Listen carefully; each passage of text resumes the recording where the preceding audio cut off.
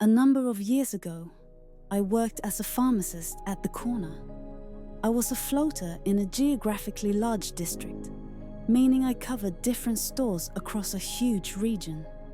One store was 100+ miles from home, in a rough area where staff had been robbed. Guess where my DM, via the market scheduler, kept scheduling me every single week. When I asked to rotate closer to home, he said I was the only one experienced enough for that location. Then I learned it is WAG's policy that floaters could claim mileage reimbursement for anything beyond 50 miles each way plus meals. That could have saved me a fortune. I filed the forms. He lost them every time. A co-worker showed me how to fax them directly to accounts payable instead, right in the pharmacy. And suddenly, my DM was blowing up my phone. He begged me to stop. Then came the bait. He'd make me staff at that store. No raise yet, but soon.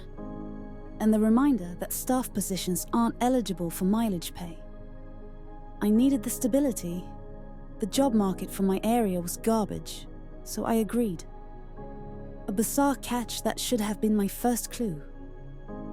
I had to keep this promotion secret. Apparently, I would be eventually replacing the current staff RPH at the store. Spoiler alert, that never happened.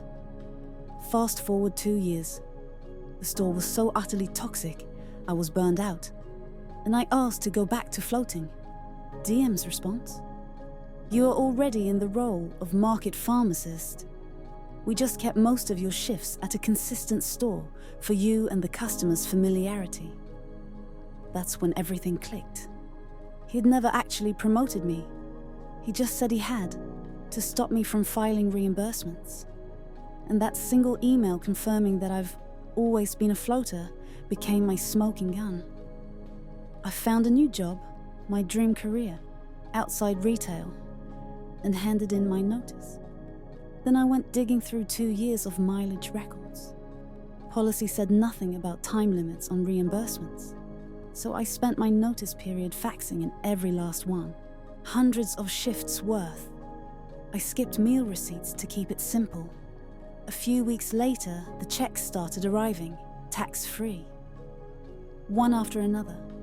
Cue another panicked call from the DM, now with some loss prevention manager on the line, claiming I was never eligible.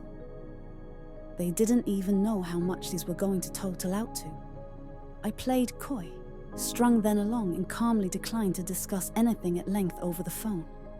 Over the next few days, over email, they got more aggressive, demanding remuneration and threatening legal action because as a staff pharmacist, I was ineligible and I knew it.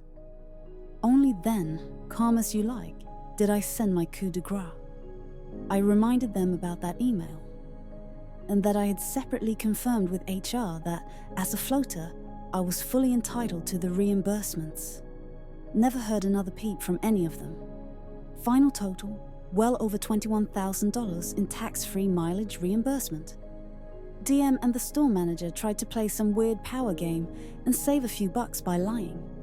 Instead, I took every dime I was entitled to all at once, right at the end.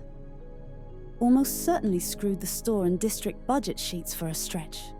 Moral: know your company policies, get everything in writing, and never, ever trust some middle management suit to not gaslight you out of what you've earned.